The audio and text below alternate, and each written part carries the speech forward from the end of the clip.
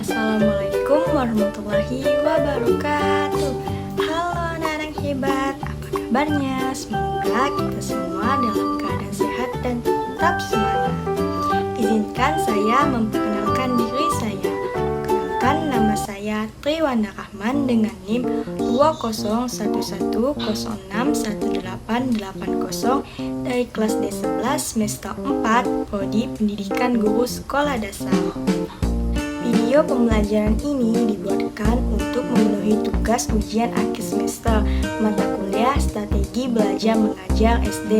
Dosen pengampunya Bapak Dwi Cahyadi Wibowo MPD. Baik anak-anak semuanya sudah siap untuk memulai pembelajaran kita hari ini. Kalau sudah siap, mari kita belajar bersama-sama. Pada pembelajaran di video kali ini, kita akan belajar tentang metode pembelajaran group investigation. Baiklah, ada yang tahu apa itu pengertian metode pembelajaran group investigation?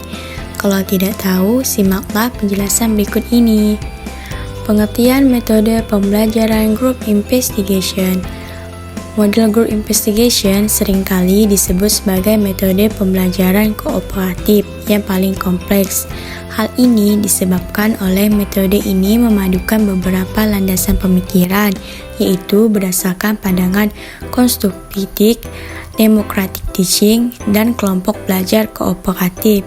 Selanjutnya, group investigation adalah kelompok kecil untuk menuntun dan mendorong siswa dalam keterlibatan belajar.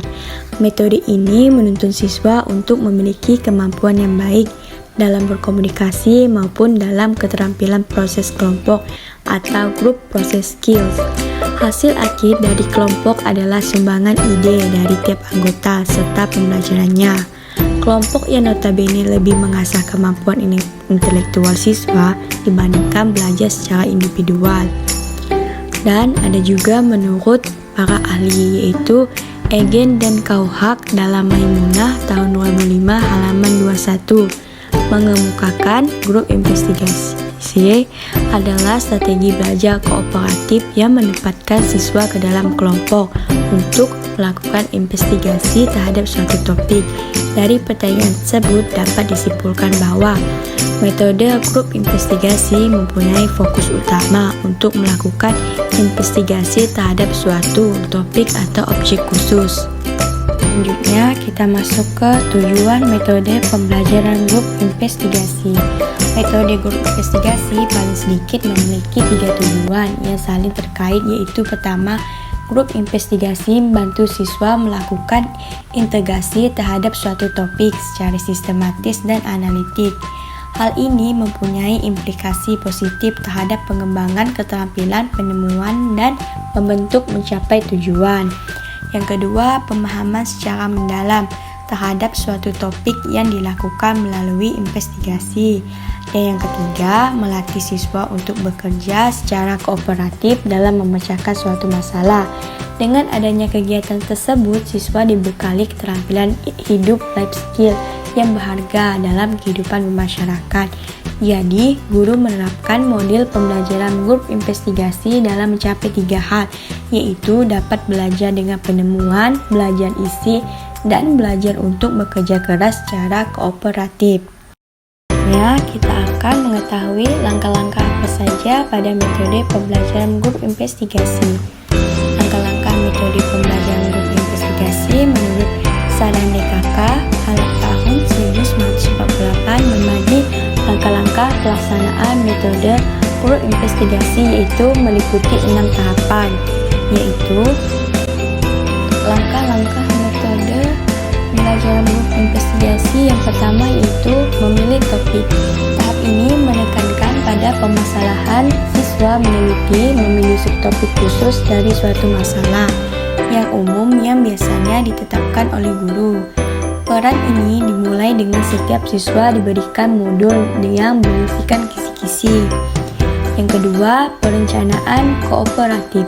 Siswa dan guru merancang prosedur pembelajaran, tugas dan tujuan khusus yang konsisten dengan subtopik.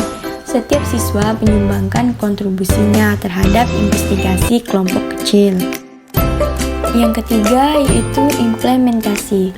Siswa melaksanakan rencana yang telah mereka kembangkan di dalam tahap kedua.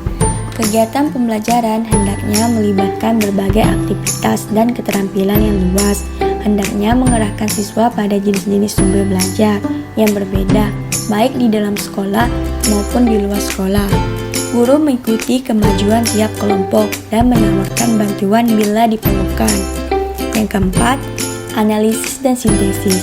Siswa menganalisis dan menyintesis informasi yang diperoleh pada tahap ketiga dan merencanakan bagaimana informasi tersebut diringkas dan disajikan dengan cara yang menarik sebagai bahan untuk presentasi di depan kelas. Yang kelima adalah presentasi hasil final. Beberapa atau semua kelompok menyajikan hasil temuannya dengan cara yang menarik kepada seluruh kelas, dengan tujuan agar siswa yang lain saling terlibat satu sama lain dalam pekerjaan mereka dan memperoleh perspektif yang luas pada topik itu.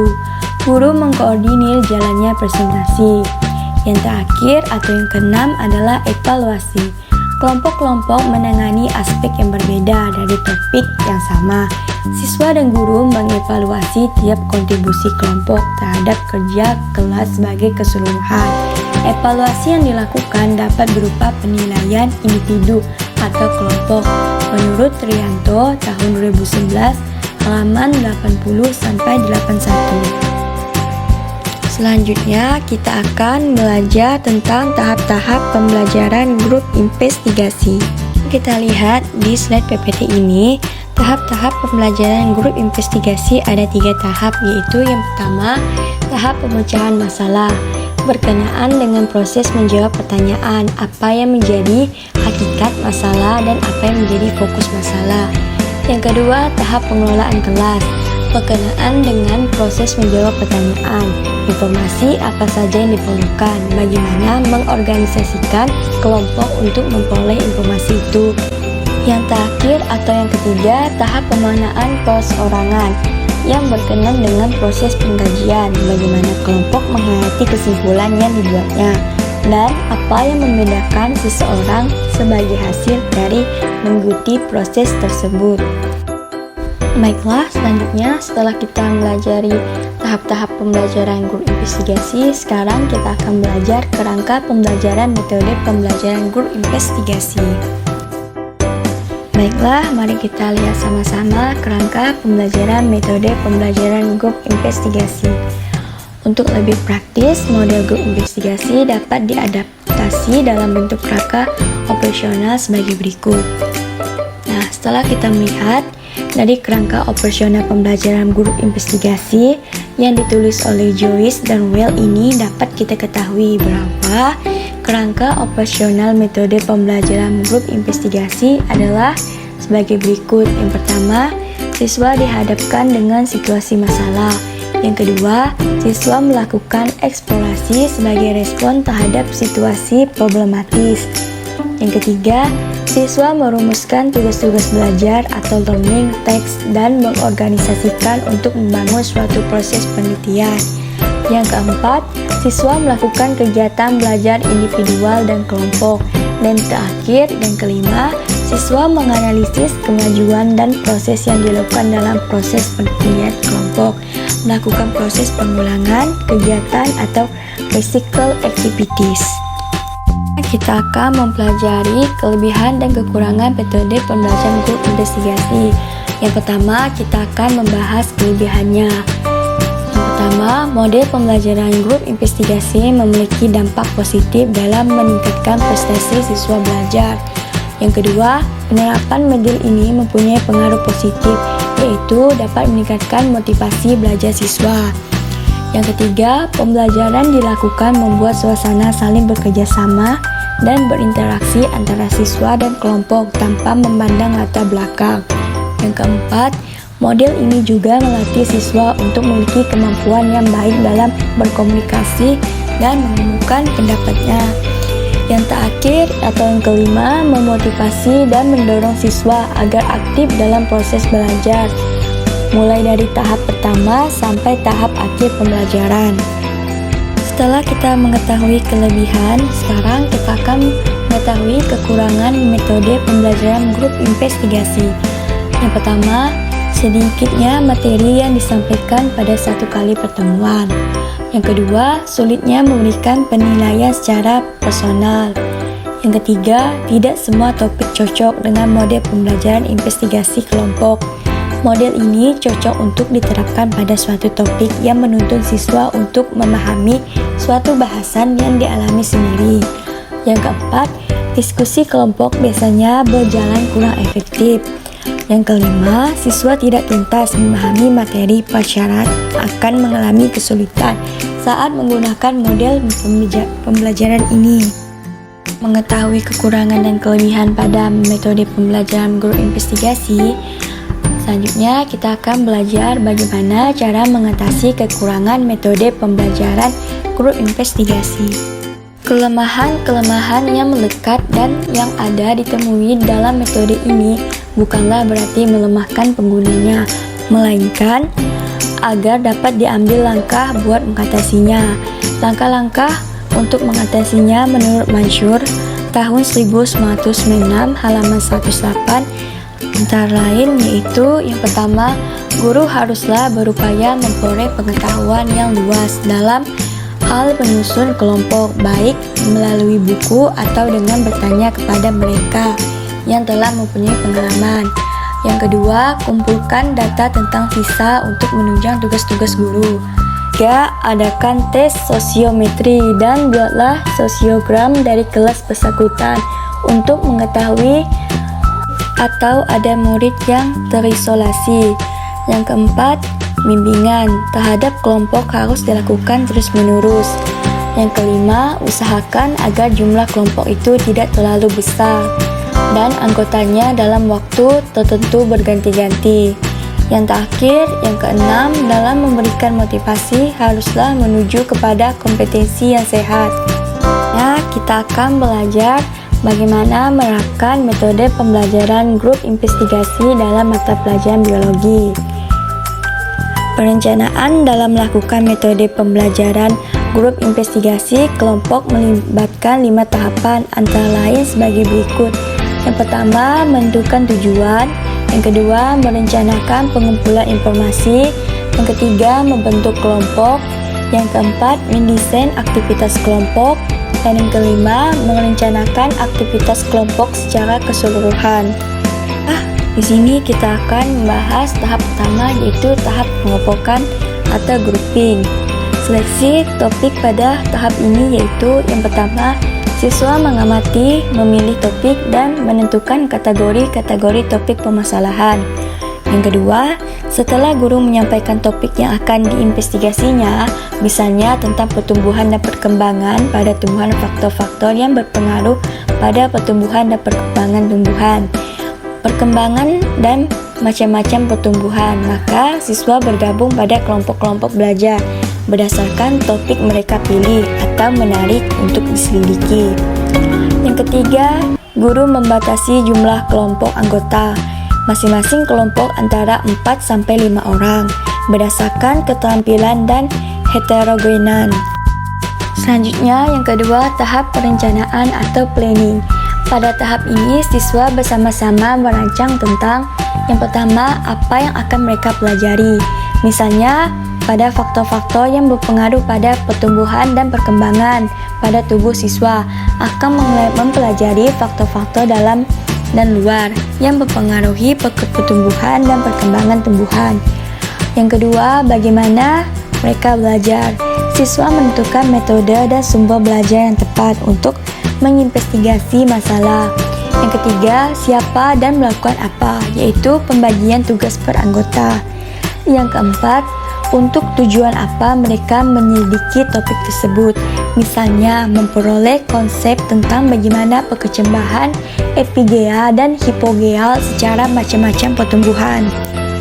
3. Ada tahap penyelidikan atau investigasi atau implementasi.